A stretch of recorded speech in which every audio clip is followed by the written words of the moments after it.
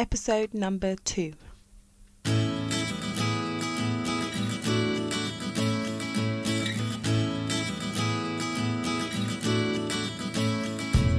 You are listening to the More Than a Lawyer podcast with your host, Janine Esbrand. I'm here to help lawyers and mums to thrive in their careers and motherhood. I share tips, strategies and inspirational conversation with awesome women to help you reduce the struggle in your juggle.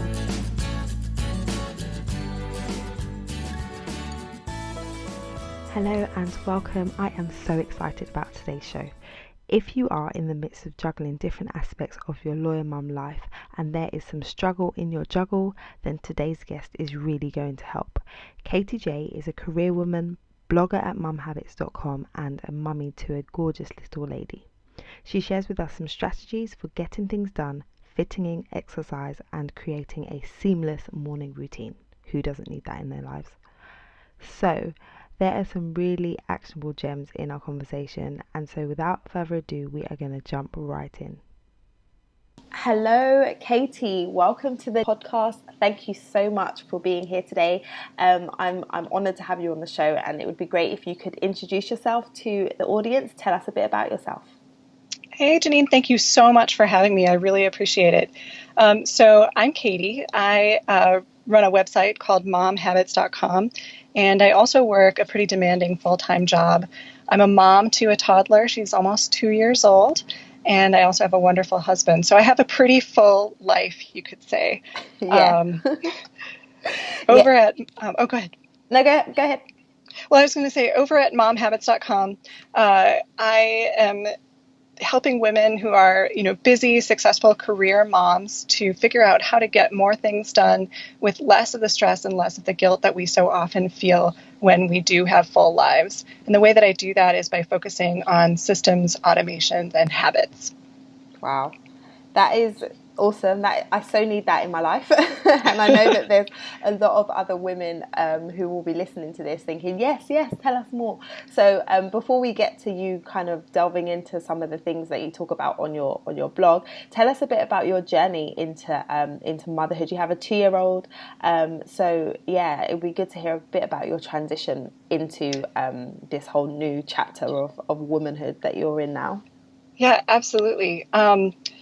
Motherhood, the transition was really, really hard. I think everyone who hears this, can probably relate that motherhood is wonderful in so many ways that you can't even anticipate.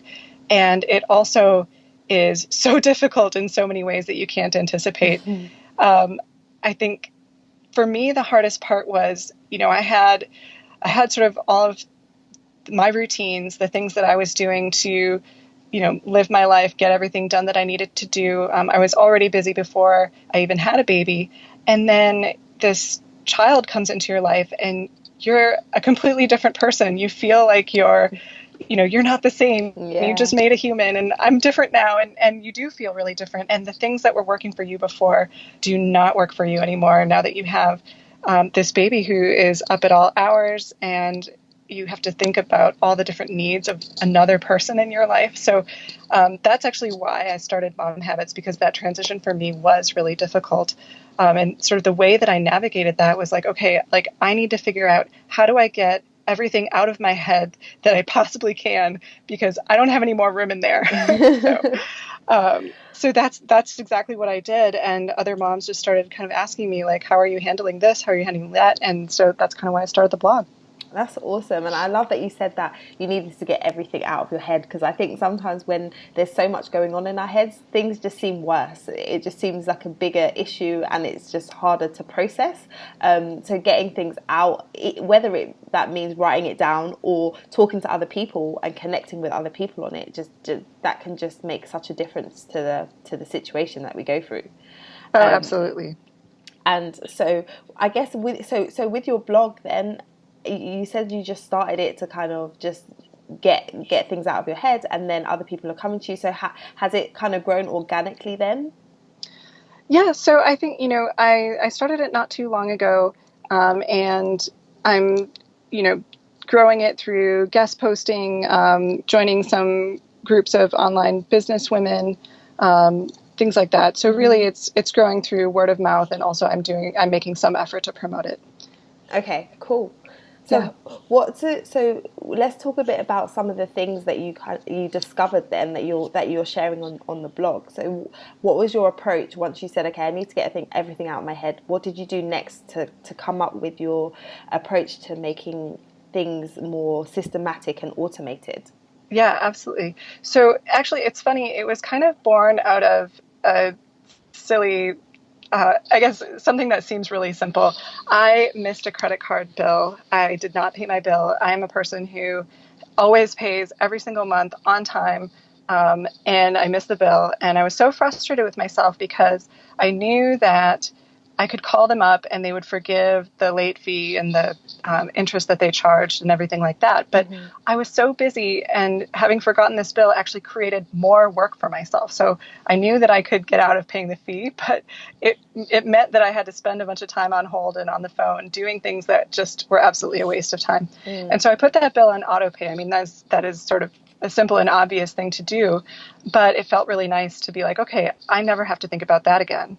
And my question was, what else can I put on auto pay? What else in my life do I not really need to be thinking about? Yeah. And so I think at the heart of the strategies that I use is the idea that attention and time and willpower are all sort of these limited resources that we have. And every time you make a decision, you're actually reducing your ability to make good decisions in the future, because the willpower that you have, the ability to exert self-control, is a limited mental resource. Similarly, if you pay attention to something or give your time to something, you actually cannot ever get that time back, and you can't give it to something else. And so for me, I wanted to be giving my time and attention to the most important things in life and not to the little things. So one kind of quirky way that I adopted this mindset in my life is actually with what I wear to work every day. So previously, I was trying on essentially half of my wardrobe, trying to find something every morning that fit right, that looked good, that I felt comfortable in, that was sort of right for the occasion. And half of my closet would end up on my floor. Then I'd either leave it there all week, or I'd have to find some more time to pick it up. I do that. Isn't that frustrating? I do that all the time, and it is so irritating because then you can't find anything to wear, and then you're frustrated that you're late, and yeah, it's not. Absolutely. And then you add your child into the mix. You have to get her up. You need to get her fed. You need to, if you have a nanny, that's wonderful. Otherwise, you need to be bringing her to daycare. So you've just basically tripled the amount of work that you have to do in the morning. You just don't have time to be trying everything on. Yeah. And so I sat down and I made a list on my cell phone of the 10 outfits that I like, that I look good in, that I wear a lot. And, a lot of these are mix and match. Like I wear suits most day to work. And so, I have about 5 suits, and I have a bunch of different blouses that tend to go with several of them. But, I've stopped trying to get creative with my outfits, and just, I wear a suit and I wear a shirt and I have it on a list, and I just go down the list. And so start at the top, work my way down to the bottom, and then I wear what's on the list. So I basically tell myself what to wear, my future self what to wear. It sounds so simple, but it's so profound. Like people that have the issue with the wardrobe and trying things on, I don't think everyone would come up with that solution. But it's like, yeah, why not? Why not? You know what works for you. Yeah. The other thing I noticed actually is that I don't feel like I need to go shopping anymore. So before I had kids, I used to, shopping was something that I would do if I had a spare minute and I just wanted to, I would use it to explore a new city if I was, out and about, or I would also use it just kind of as entertainment. Like, I could probably use some new, shirts or shorts or whatever. And now that I actually have a list of everything that I have that I want to wear, that I like to wear, I don't feel like I need to buy anything else. Like, my life is full enough. And so I've actually stopped shopping, which is a huge time saver as well. And money. and money. Yeah, absolutely. Yeah. Wow. So that's awesome. So yeah. I guess the thing that really stood out to me was the fact that you took action on your frustration. If you took a step back and said, okay, this is the issue, how can I solve it? And then coming up with this list and this approach seems like it's really working for you. But you wouldn't have got there if you didn't kind of take the step back and take action. So I think that's an encouragement for all of us when we're going through frustrating times, to say, okay, well, what can I do about it? Instead of just moaning about the situation, like, what can I do to make it different? Absolutely. No, and I do think that, new motherhood does kind of add a level of urgency to the problem. So that was certainly a motivating factor. But you're right. I mean, you just have to try things. Yeah, definitely. You, when we spoke before, you mentioned in terms of tips that you would have for someone going through a change, that investing in yourself and your skills is a good thing to do. Can you speak to that a little bit more? Can you speak about how you've done that and how you're doing that now with the blog and all that you're developing? Yeah, absolutely. I mean, I think, just in terms of general working life, I think, a lot of employers will actually pay you to get an education. So whether it's, a new skill set, maybe you're a marketer and there's a course that you can take on online marketing or email marketing or something that's going to make you a little bit better at your job. There are many companies out there who will not only pay the tuition for the course, but they'll also pay you while you're going to the course. And so I think that absolutely, to stay competitive in the marketplace, one of the smartest things that you can do is to be continually investing in your skills to make yourself not only more desirable at your own company, but if you did choose to change jobs, you would be much more competitive there. Yeah. I think a lot of us, we graduate from college and we're like, okay, the learning's done, let's go work now. And I think one important lesson that I learned early on was that actually the learning was just starting. Yeah. I think, as far as investing in myself for this blog, I mean, there are so many different, I think in some ways I actually have to go on an information restriction Yes. for the blog. So I think one of the most important things that people can do is, there's so much awesome information out there. If you want to start a business, there are so many great courses and resources out there. And you start to feel almost a little bit greedy, like, oh my gosh, I better consume this webinar. I need to read this article. I need to be doing everything. And that is just a recipe for spinning your wheels and not really getting anywhere. I mean, you can educate yourself all you want, but until, like you were saying before, until you put things into action, you actually won't know what you need to do next. Yeah. So I think one of the best things that I can say is, if you're going to take a course, I think that is a fantastic idea, but just take one. Try not to consume too much other information and just really focus on applying the principles that are being taught to you. And you will get so much more value out of that investment that you made versus, jumping from piece of advice to piece of advice, expert to expert. Yeah. So. Yeah, I definitely agree. I think one of the things that I found in terms of investing in yourself and skilling up, I guess, which is it, I just felt like in motherhood or going through that time of transition and that period of being on maternity leave and away from work, it's a good opportunity to figure out, okay, what skills might I want to learn that I didn't learn before, what direction do I want to take my career next. So it's a good space that you might not always get to actually explore a different avenue for yourself. So I use that opportunity to kind of learn new things. And the other thing that you mentioned, which I think is key, is the not consuming too much information and making the most of what you've actually learned, because it's so easy to jump around and then feel like you're being productive, but actually not, because you're not moving any further forward. You're just widening your knowledge base. So I definitely think there's a balance to be had in terms of education and learning new things. Absolutely. So tell me a bit more about your kind of juggling motherhood, because there's a lot of women that are living that are listening to this who will be loving the tips that you just gave in terms of managing your time and the tasks that you have to do. But on a bigger scale, I guess, how do you juggle being a mum to your 2-year-old and a wife and all the things in the house that you have to do? Yeah, absolutely. So, I'm sure I'm not the first person to have said this, but there's only three things that you can do with a task, right? You can do it, you can drop it, or you can delegate it. And the sort of the ways that I have kind of approached everything in my life is, first I think about, do I really need to do this, or can I just delete it? Can I drop it? Is this something that I feel good about? Is this something that gives me energy? Is this something that adds to my long-term plan? So one of the big things that I have, actually deleted entirely from my life is television. I do not watch any television. I don't even watch Netflix. And I'm not saying that, all of your listeners should never watch television.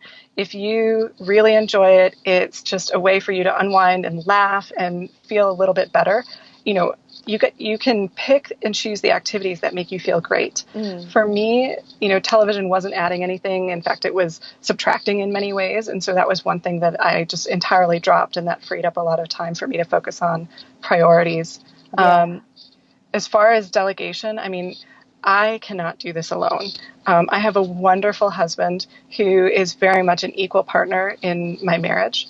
And we've, even before we had children, we very much viewed ourselves as equals, and we shared in the housework. And we continue to do that. And we actively talk about, how are we going to divide this up? Who's going to do what on which day? And we actually do that every single week. So we sit down together and we have a meeting where, I call it a meeting, but we're married. It's a little bit conversation. It's not a formal meeting. We don't have an agenda, although I certainly could see myself making an agenda one day. But, we just say, okay, what's going on this week?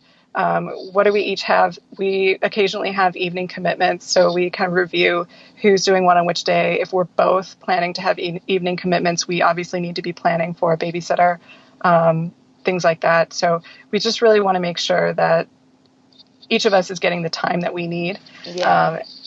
And then we also, so as far as other tasks in the home, nothing is beneath us, right? So it's not that I can't take out the garbage or that he can't take out the garbage. If it needs taking out, one of us does it. Yeah. So I think that's really important. And then I also have other household help. So, we're in a lucky position where we actually do have a cleaning service that comes and helps us on occasion. So even if you can only do it monthly, I think it takes a huge burden off of you. And in fact, I probably wouldn't be, scrubbing my toilets, to be honest. So my house would just get dirtier and dirtier. Yeah. We're really good at keeping the clutter, clean, but, I don't vacuum. I don't do those things. And it's well worth it, in my opinion, to hire somebody else to do that. I totally agree. Totally agree. Absolutely. Because there's some people that really enjoy cleaning, and that's great. If you enjoy it and it's therapeutic for you and it's a way to unwind. But if it's just one of those things that you just have to do because you want a clean house, then I absolutely agree that it's a good thing to be on the list of delegation. Yes. Yeah, and I love the fact that you said that your husband and you and your husband have kind of like a meeting or discuss what's coming up in the week. I think from my perspective, my husband and I, we share things very much like you do, but sometimes I guess I don't always keep him informed about what I have on the agenda, and so there can be a mismatch of communication. Like, I've scheduled some client calls, and then he's planning to go to the gym, and so then it's like, okay, well, one of you has to give that up. Yeah, exactly. So it would make a lot more sense to just at the beginning of the week be more intentional about sharing what's going on, as opposed to waiting until the day of to say, oh yeah, I have a call, or oh, I'm planning to go here. So I definitely think that's something that is a good tip. Well, and putting a process around it is definitely something that we figured out from multiple failures. I think it's not something that you're like, oh yeah, I should have a meeting with my husband every week and talk about what we're going to do every day. It feels very unnatural, but doing that, that was born of many mistakes, but also really it avoids fights for us, and it makes us feel like we're partners in this project, Yeah. So I think it's great. Yeah, I think that's awesome. So are there any things that you could say were kind of major challenges for you, other than just generally getting into motherhood? Have you found in this struggle of trying to run your blog, have your day job, have your family, what are some of the challenges that you face, if any, Yeah. now that you've kind of got your systems in place? Yeah, absolutely. I mean, I think,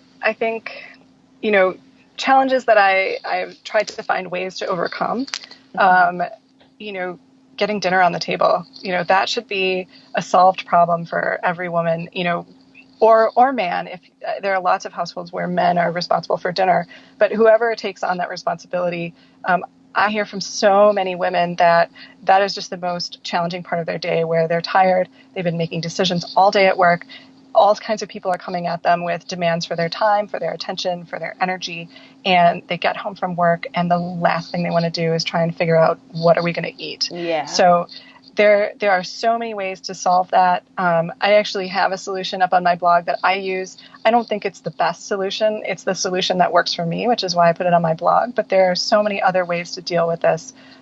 So I think if you can get that off your plate, I mean, that is a complaint that so many women have, that this is a burden for me and it's a burden every day. Yeah. And so that's really the approach that I try and take. Like, what do I feel is burdensome and what bothers me frequently? And that is what I try and attack. Yeah.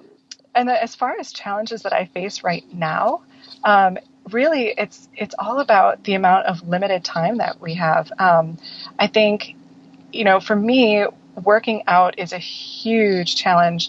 And part of it comes from, it's harder to fit, I think, my workout into my day. My days start really, really early. And so getting up earlier than I already do is making me sacrifice more sleep than I would like to. I can't take time away from my job. It's very much a full-time job, so I can't leave that. I could work out after work, but then, I feel like I'm taking time that I'd like to be spending with my daughter. Yeah. And I have evening times, and that's generally when I'm working on my business. But again, I'd be taking time from my business and time from, and when you work out late at night, sometimes you get a little bit too amped up and you can't sleep. Yeah. And so for me, finding when am I going to get my workout in is it has been such a challenge.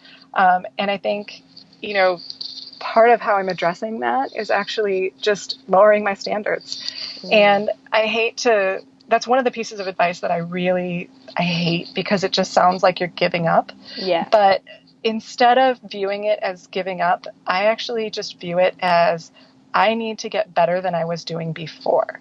And so by lowering my standards, I'm giving myself permission to do more than I was doing. Because let's think about it. I wasn't working out at all, 0 minutes a day, right? And part of the barrier to me even starting was, well, I don't have time to do a 30-minute workout. So let's reduce, if the problem is the time, let's just get rid of that barrier. And so you can call it lowering your standards, you can call it giving yourself permission, you can call it baby steps. But honestly, there's a couple of things that have convinced me, or not convinced me, but really helped me to make activity a part of my day. And the first one is finding something that I really am motivated by and enjoy. And for me, that's doing pull-ups. So doing a pull-up for a woman, yes. Wow. Okay. Doing a pull-up for a woman is so hard. It is, right? So hard. I can so do one. Yeah, exactly.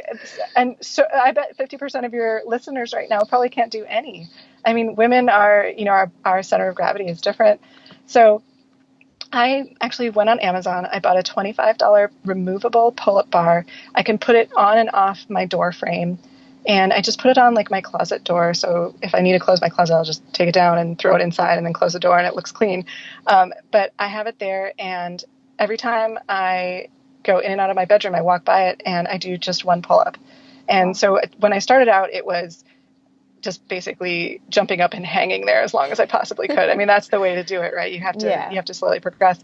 So something that I think is motivating, it makes me feel, really strong, or I'm a badass woman. So doing a pull-up is is one of the ways that I've worked activity into my day. And that's better than the zero activity that I was doing. So even if I just leave it there, I'm going to call that a win. That is definitely a win. I totally agree. That's more than you were doing before. So therefore, you've made progress as opposed to seeing it as I've lowered my standards. I totally agree.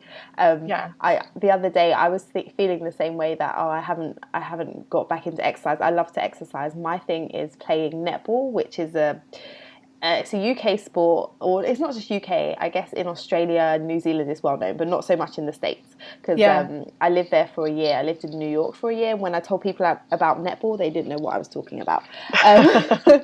But yeah, I love to play it. So I'm trying to get out at least once a week to play, but when I don't, the other day I hadn't played for a couple of weeks and I was like, I haven't done any exercise. So I was brushing my teeth and I decided I would do some squats at the same time. Oh, so I love that. While I was brushing my teeth, I did about 10 squats, and then I was like, okay, I've done a little something for the day. Oh, I love it. I'm going to do squats while I brush my teeth. Yeah, I love it. Because it's like, and you know, when it starts to get difficult, you can just hold on to the sink so they can give you a little help.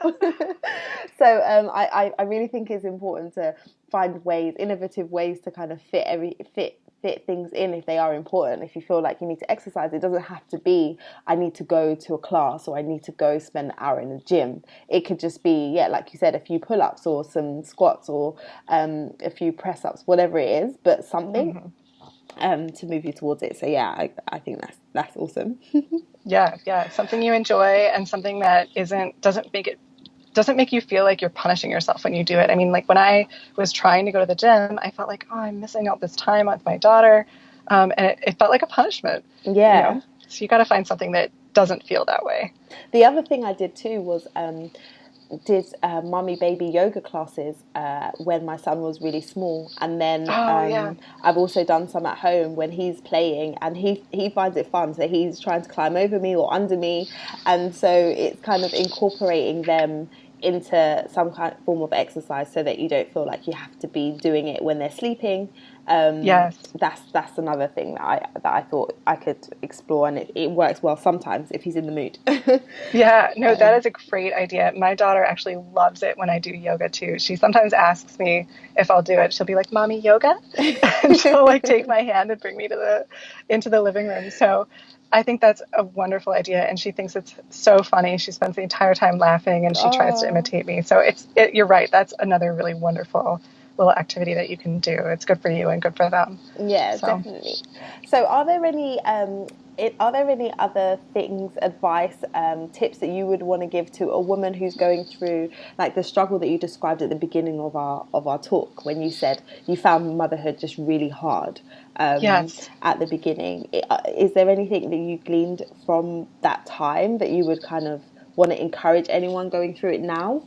Yeah, absolutely. I mean, I think the one major piece of advice that I give is try not to make any major decisions in the very first year of your child's life. I think they are changing so quickly, and you're changing really quickly with them. And once you kind of get to that 1 year mark, things kind of settle down. You feel much better and you feel much different. You know, your life gets a little bit under control. You've gotten some routines and some habits. And so maybe the major decisions that you would have made, you know, when your child was 6 weeks old and they weren't sleeping and they were screaming every evening is different than what you're going to make right now when your child is sleeping through the night and you do feel like you can concentrate at work and you aren't feeling as anxious about leaving them. So, you know, I think for people who were planning, for example, to leave their job, you know, and that's the thing that they wanted to do, and it's always been part of the plan, I think that's wonderful. I think spending time with your children when they're young is so valuable. But for people who didn't envision that for themselves, or who maybe can't do that for themselves, I would say it's okay to wait until they turn a year old and then decide, you know, do I need to make a big change in my life? Yeah. So, and I do think that now that my daughter is a little bit older, she would even value the time that I spent with her more if I were to make a change in my working situation versus when she was 6 months old. I mean, she was really well loved and well cared for, and it wasn't always by me, but she doesn't remember that either. Yeah. So. I think really good advice. My son is 13 months, so he just turned 1, and I do totally relate to what you just said. I feel like he kind of changed overnight. It feels like from a baby to a toddler. Like he turned 1 and Yes. then he turned into a toddler.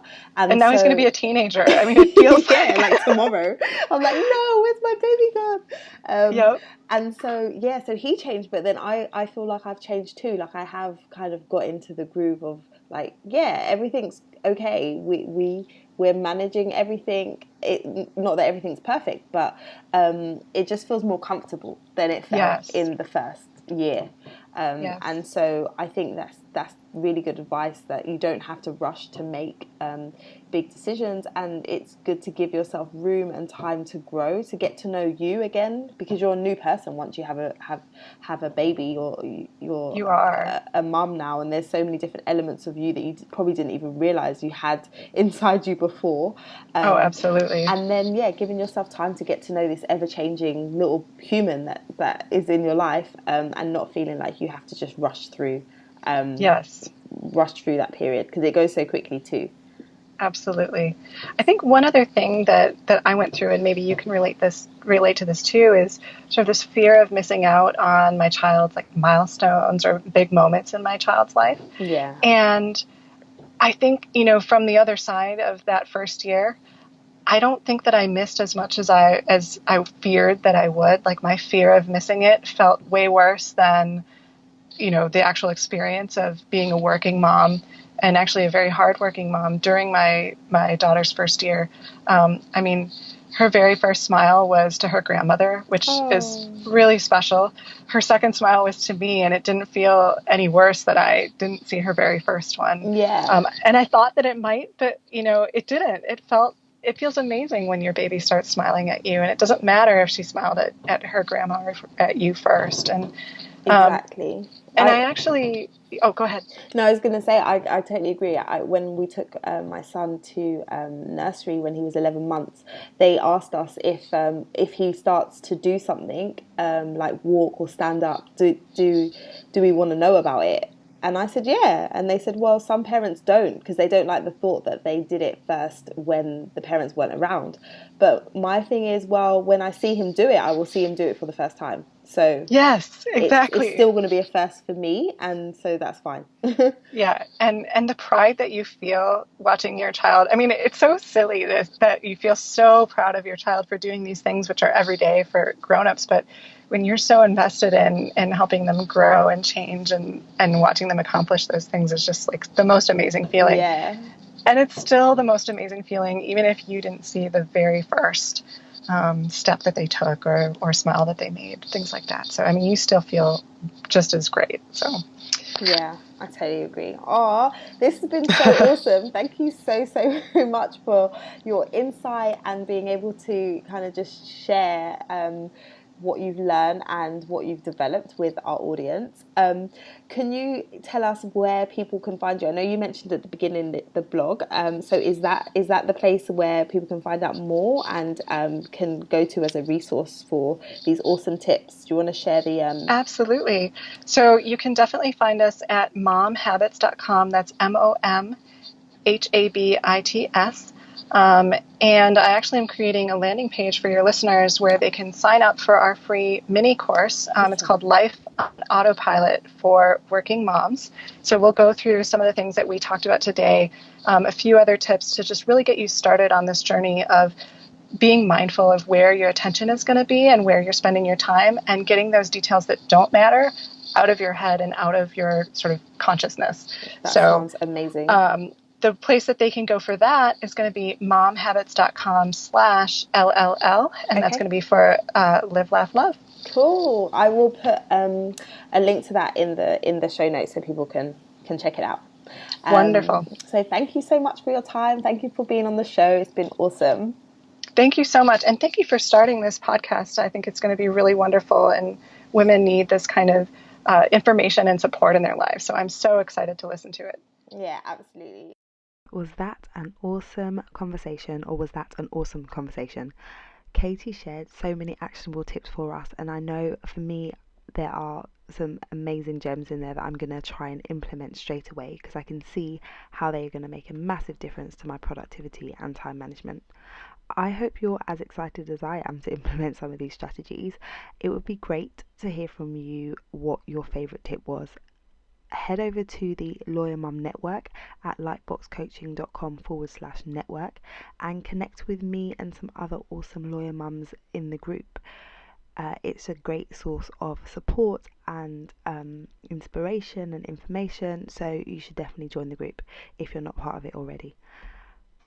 Okay, so we are coming to the end of the show. I just want to ask you to head over to iTunes also to leave a rating and review if you enjoyed this episode, so that more lawyer mums just like you can find the show and can join in our conversations. That brings me to the end of the show today. That's all from me. I look forward to speaking to you again next time, and in the meantime, take care of you and take care of your babies and have a great day. Bye.